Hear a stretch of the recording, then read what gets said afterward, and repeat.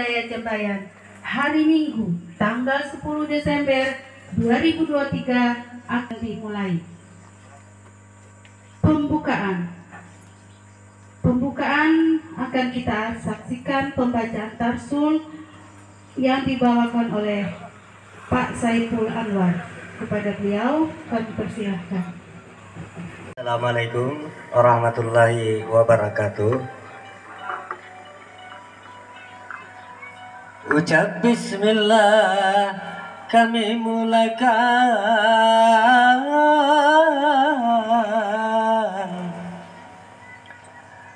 puji dan syukur kepada Tuhan.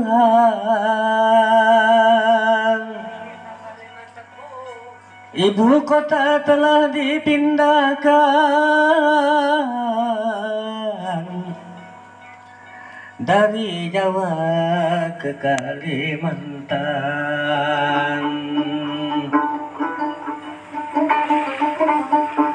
Banyak orang bersukaria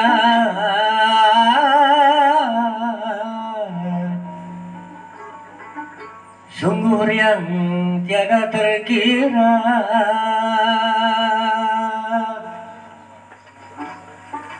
Kota yang megah dicita-cita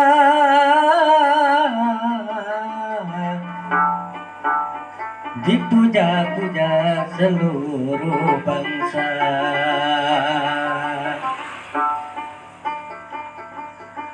Nusantara diberi nama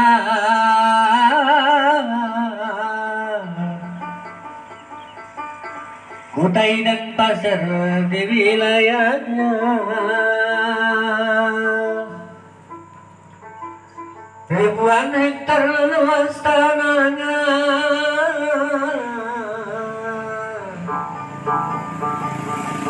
sudah terjadi milik negara. Sekian, terima kasih. Assalamualaikum warahmatullahi wabarakatuh.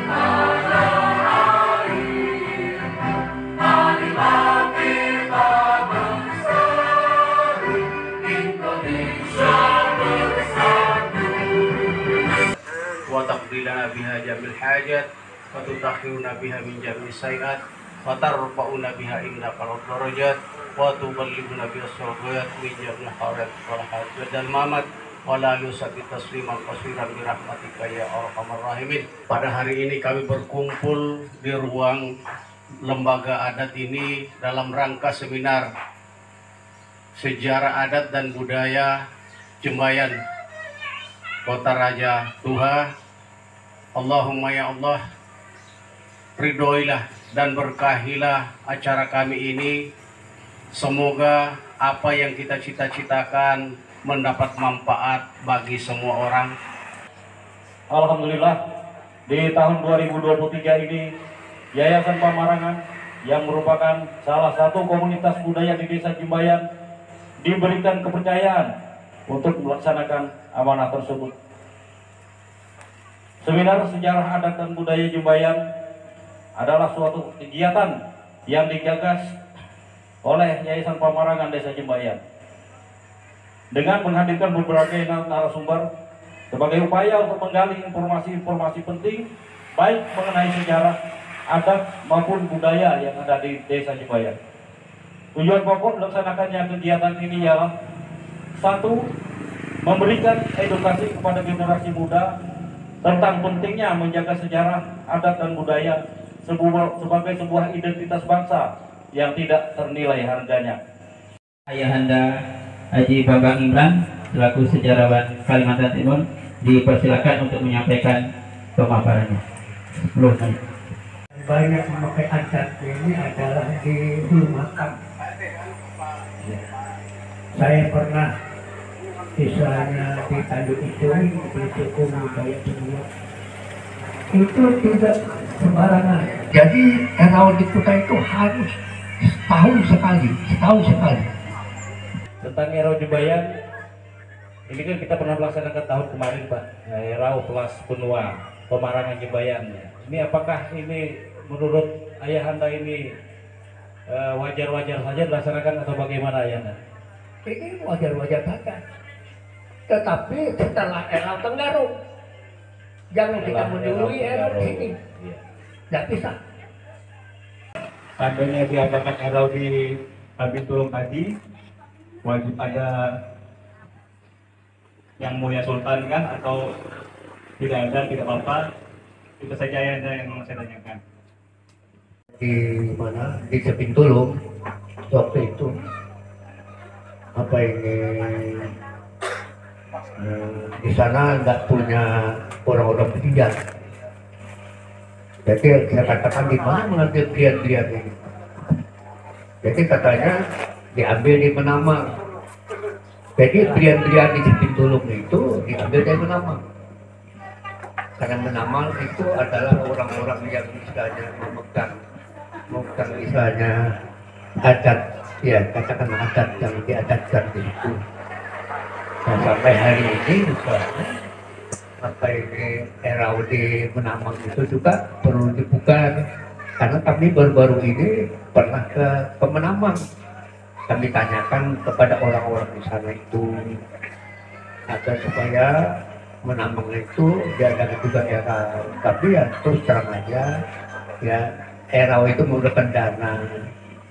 Pada kami yang terhormat kepada Bapak narasumber, dan kami dari penduduk Jembayan sini Pak. Jadi kami dari RT 022, kami sebagai RT. Yang kami tanyakan yaitu apa yang disebut pemerangan itu. Bahwasanya Sultan Idris itu berasal dari pemarangan. Ya dalam Jembayan ini. Itu. Yang saya seminarkan 2 kali, satu di Makassar, sekali satu sama itu. Sampai sekarang terangkat pahlawan nasional. Jadi Pemarangan ini nama tempat atau ada arti khusus Ayahanda? Ya? Ada arti khusus atau hanya nama tempat Pemarangan itu? Nama tempat misalnya perjuangan Sultan Idris ya dari sini, dan orang-orang Pemarangan yang ikut Sultan Idris itu pergi ke Batuk. Dengan apa yang disampaikan oleh Ayahanda tadi, bahwa nilai-nilai sakralitas budaya itu menjadi sangat penting, ditandainya mulai seseorang itu hidup berbudaya. Di Buton sana, karena Buton itu, kerajaan Buton itu berdiri persis 431 tahun, kerajaan Kutai telah berdiri. Itu informasi, nanti saya dikoreksi, informasi yang saya tahu berdasarkan nas-nas lembar sejarah. Saya ingin menyampaikan pada kita semua, Raja Buton itu, kerajaan Buton itu berdiri di awal akhir, di akhir tahun dari periodisasi Kutai itu masih di Kutai Lama,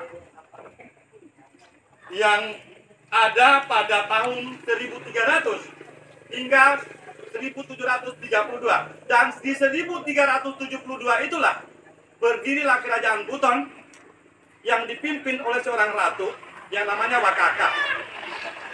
Nah kemudian orang-orang Kutai ya, yang hari ini kita kenal sebagai orang Kutai, itu menerapkan sistem religi yang hari ini kita kenal sebagai Kutai Adat Lawas. Nah, walaupun juga sampai hari ini Kutai Adat Lawas dan Keharingan saya tidak tahu apakah sudah diakui sebagai sebuah agama atau belum. Kemudian pada periode itu belum ada penamaan suku-suku yang ada di Kalimantan Timur.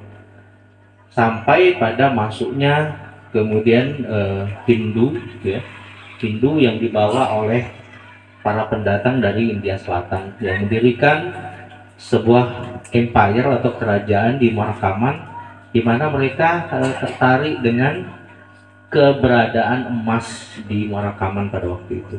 Karena terminologi kerajaan itu adalah terminologi Hindu, sebagaimana terminologi kesultanan itu adalah terminologi Islam. Jadi kalau kerajaannya bukan Islam tidak bisa disebut kesultanan. Baik, dari judulnya keberadaan adat istiadat, jadi kita mulai daripada keberadaan adat istiadat itu sebaya atau sama dengan keberadaan kebudayaan. Jadi sejak manusia mengenal budaya, mereka mengenal adat istiadat. Mungkin dulu sebelum ada hukum-hukum tertulis di seluruh dunia, mereka menggunakan hukum yang tidak tertulis itu. Dan sekarang sisa masyarakat adat di dunia yang maju ini masih ada 5.000 komunitas masyarakat adat di berbagai negara di belahan bumi ini. Kalau mereka disebut masyarakat adat, memang masih memegang adat istiadat dan hukum yang tidak tertulis. Nah, saya secara singkat saja akan menjelaskan ini karena saya berharap ada yang membantah, ada yang menyangkal, ada yang mendebat apa yang saya katakan ini. Maka saya buat secara tertulis. Nanti kalau yang membaca saya punya ini tidak setuju, silahkan koreksi, silahkan juga menyangkal. Saya tidak harus menuruti apa yang saya katakan. Apa yang disebut dalam filsafat Jawa yaitu cipta, rasa, dan karsa. Cipta itu pengetahuan, rasa perasaan, karsa kemauan. Baik, kalau begitu saya harus mengaitkan juga dengan Jembayan. Oke. Belum ada penelitian spesifik mengenai tingkilan di Jembayan. Namun berdasarkan penelitian yang sudah saya lakukan, yang ada di Kutai Kartanegara, termasuk sebenarnya masuk Jembayan ini juga masuk. Cuman saya cuma menelaah tadi apa yang dimainkan oleh Busu Ijur, dan saya perhatikan juga musiknya. Jadi nanti saya akan masuk ke bagian analisisnya. Jadi sebenarnya tingkilan itu bicaranya mengenai salah satu seni dari aspek budaya pesisir.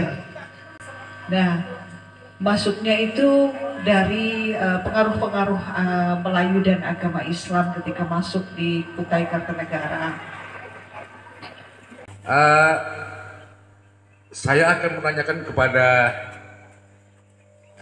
ini kami menyebut Mbo Aji Komara, kami selalu menyebutnya Mbo Aji Komara Kim. Begini Mbo Aji, saya ini rada-rada bingung selaku vokalis lagu-lagu tradisi semacam tingkilan, kemudian saya juga pencipta lagu dan saya juga mengaransemen lagu. Di situ saya menjadi kebingungan, sebenarnya saya ini di seni ini sebagai apa gitu. Iya. Jadi kadang-kadang ada dari pemerintah turun ke kami, kadang-kadang di situ ada disuruh mengisi daftar atau formulir. Jadi di situ disebutkan pengalaman saya di bidang seni itu apa. Jadi kadang-kadang saya bingung memposisikannya diri saya ini sebagai apa gitu.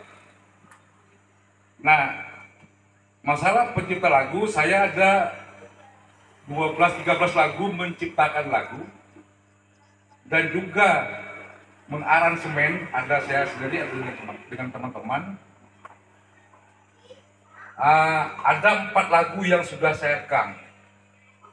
Nah, mungkin tadi pertanyaan saya tadi, saya rada bingung. Saya nyebut diri saya ini sebagai apa? Mungkin begitu Bu Haji Komara. Terima kasih. Tadi dari Pak Sabir dulu ya. Sebenarnya beberapa instansi pemerintah juga sudah melakukan itu, Pak. Misalnya seperti di museum itu sudah beberapa waktu lalu mengadakan lomba tingkilan, menyanyi tingkilan. Nah di Desember ini saya dapat info akan ada festival tingkilan, jadi pemain-pemainnya, musiknya gitu akan dilombakan dari seluruh, saya tidak tahu apakah Kaltim atau hanya tingkat Kabupaten Kutai Kartanegara, tapi Desember ini akan ada. Dan saya usul pada saat itu, jangan sekedar festival, bagaimana seluruh peserta itu main bareng, Pak. Mantap. Belum pernah, Pak, saya bilang. Loh. Iya. Jadi kita bisa melihat bagaimana satu rasa, bagaimana pemain tingkilan dari berbagai tempat itu bisa menyatukan memiliki dengan tingkilan itu. Jadi bukan sekedar dilombakan, nanti lombakan akhirnya ya habis begitu saja, siapa yang juara akhirnya bersaing saja, tapi tidak ada upaya untuk melestarikan. Tapi bagaimana kita mengikat itu, rasa itu, gitu. Rasa terhadap cinta terhadap tingkilan itu sih, mudah-mudahan ya, itu tingkilan juga di Jembayan. Terus saja untuk Jembayan, tingkilannya teruskan saja, jangan khawatir mau masuk di sebelah mana, mau masuk yang modern, mau masuk yang tradisi, intinya lestarikan tingkilan itu. Nah terus kemudian untuk busuk ijur, bingung yang mana, itu tergantung aja Pak, busuk pakai baju apa gitu. Kalau begitu sama aja nanyakan ke saya ini sebetulnya apa gitu, dibilang seni ya juga gitu, ngajar ya juga gitu. Jadi tergantung etam yang mana gitu. Untuk seniman aja, seniman musik, nggak jadi penyanyi silahkan, tapi misalnya yang lebih fokus kepada penciptaan, maka digelutilah yang di penciptaan, dikuatkan mungkin kalau misalnya penciptaannya ketinggilan, dikuatkan pakem-pakemnya itu. Terima kasih. Saya ini mungkin bukan bertanya, cuman ingin curhat. Mungkin dari bapak-bapak atau ibu yang bisa memberikan solusi jalan keluarnya. Nah, ini kan hari ini kan acaranya seminar sejarah adat dan budaya Jembayan. Jadi setelah ini bapak-bapak, ibu-ibu, kami mau mengadakan lagi acara kubur betopeng. Itu kami laksanakan tanggal 29, 30, 31. Sementara dalam acara tersebut kami tampilkan di situ ada memandang, drama, itu sifatnya yang tradisi-tradisi yang dulu-dulu. Mungkin nantinya yang pengunjung yang datang pada umumnya ibu-ibu yang sudah lansia hadir. Itu pernah kami laksanakan dulunya. Untuk supaya ini tetap bisa eksis, pertahankan bahasa ini sampai hilang, sampai punah. Karena kebanyakan kita sekarang banyak malu Pak menggunakan bahasa itu. Akhirnya terbawa bahasa Indonesia, melupakan bahasa kita. Ya baik, terima kasih Pak. Kalau ini harus tumbuh dari masyarakat dari bawah ya. Jadi tokoh-tokoh masyarakat itu, kalaupun tidak bisa mewajibkan, paling tidak menganjurkan. Kalau wajibkan ada sanksinya, tapi paling tidak Pak, sanksi sosial. Sanksi sosial itu harus malu kalau mengaku orang Kutai, kemudian tapi punya anaknya tidak bisa berbahasa Kutai. Kalau anak kita lahir, gitu, dia di rumah itu ajarkan bahasa daerah dulu, bahasa Kutai supaya hidup, atau bahasa ibu bapaknya lah. Kalau memang dari Lampung misalnya atau dari Jawa, silahkan. Apakah mau memilih kalau misalnya campuran antara Jawa dengan Kutai, apakah mau memilih bahasa Jawanya atau memilih bahasa Kutainya gitu. Karena insya Allah akan terus menerus nanti bahasa Kutai diajarkan di sekolah gitu. Jadi anak-anak dituntut untuk bisa berbahasa daerah. Dan bagi anak-anak Kutai, anak Pasir, kemudian Kenyah, dan juga yang sekarang kami sedang memperkuat bahasa Bulungan di Kalimantan Utara, karena wilayah kami di Kalimantan Utara juga. Di tahun lalu itu alhamdulillah kami membawa 12 anak di tingkat nasional, ada yang dari Kutai, Pasir, dan Kenyah, itu untuk ke Jakarta bertemu dengan Mas Menteri, dengan Menteri Pendidikan Kebudayaan. Disalami dan mereka dikasih sangu untuk pulang, dan juga diajak jalan-jalan di Jakarta. Ketika kami tanya mereka senang sekali. Itu cara bagaimana anak berprestasi dalam bahasa daerah itu dihargai, Pak. Itu kata berjalan, itu bahasa baru berjalan. Nah, apalagi kita sampai misalnya di di rumah lagi, misalnya kita mau jahit, kita beritahuan kepada anak kita atau cucu kita alak lawai, padahal itu benang, alak kias, itu sapu, bermacam-macam bahasa kita itu, bukan satu aja, perpecahannya itu banyak bahasanya. Jadi perlu kita dalam bahasa kita itu satu kita jadikan 5 kan, kita jadikan 3 supaya anak-anak kita ngerti. Tapi pelajarannya harus dari rumah dulu. Ya, saya kira itu ya. Nah, dalam pekerjaan saya masih selain mengajar akhirnya juga melakukan penelitian atau pengabdian kepada masyarakat yang terkait dengan itu. Di tahun-tahun sebelum saya menjadi dosen pun saya bekerja dengan Bu Sofian menelusur wilayah-wilayah yang ada apa sih di sini, bukan untuk digali atau tambang, enggak, cuma apa yang kita punya sebenarnya yang kita belum sepenuhnya paham tapi nanti keburu hilang. Nah, itu dia, karena ketidaktahuan kita terhadap apa yang pernah ada di wilayah kita. Nah, saya berbicara kita Jembayan dalam kerangka sedikit lebih besar sebagai bagian dari Kesultanan Kutai Kartanegara, di mana ini ketika akhirnya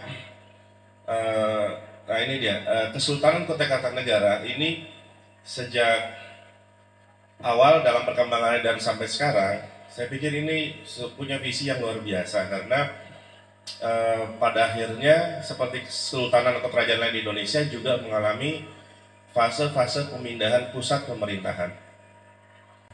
Bermula dari Kutai Lama di Anggana, Kecamatan Anggana, kemudian di sini ya masuknya desa Jembayan saja atau Jembayan Hilir deh. Saya nggak tahu administrasi sekarang dulu. Desa Jembayan, nah masuk Kecamatan Loakulu ya. Kemudian ada di Tenggarong sampai sekarang. Nah, ternyata kalau Bapak Ibu cermati, mungkin sebagai daerah pernah ke Kutai Lama ya. Jadi secara geologi ini yang menarik menurut saya bahwa dari dulu memang bahwa perairan itu menjadi sarana perhubungan karena tidak semua itu terhubung di lewat darat karena harus menebas cukup lama misalnya dan mengkonsisten harus lewat sana, kalau nggak nanti sabat lagi segala, sehingga yang siap untuk dilalui itu biasanya tubuh air. Bagi saudara-saudaraku sekalian, kami memaparkan sedikit silsilah. Assalamualaikum.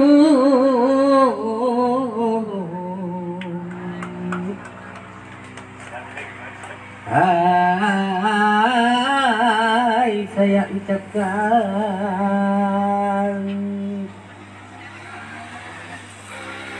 alhamdulillah semata puji,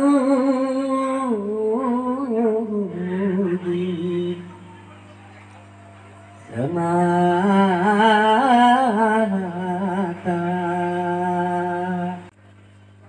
salam salawat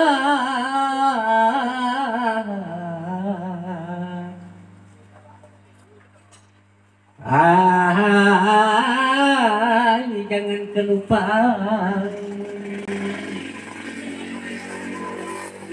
kepada Nabi insan penuntun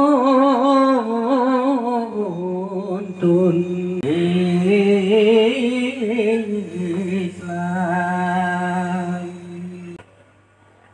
Kita hadir di bumi yang damai untuk mencurahkan hasrat hati yang paling dalam. Untuk itu izinkanlah saya kembali ke markas saya untuk menjelaskan lebih lanjut. Mohon permisi.